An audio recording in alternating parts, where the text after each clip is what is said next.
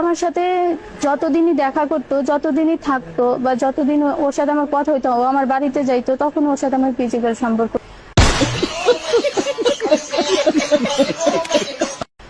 আমি যখন ঢাকা গেছিলাম, ঢাকা যাওয়ার পরে ও তখন আমার সাথে ছিল। ঢাকা যাওয়ার সময় সকাল থেকে সন্ধ্যা পর্যন্ত ও আমার সাথেই থাকতো, তখন ওর সাথে আমার মেলামেশা হয়েছিল। তো ঢাকা থেকে আমি দেশে আসছি, ও আমাকে নিয়ে আসছে, তখন হয়েছে। আবার দেশ থেকে আমি যখন গেছি, ঢাকাতে নিয়ে গেছে, ও আমারে নিয়ে গেছে, তখনও হয়েছে।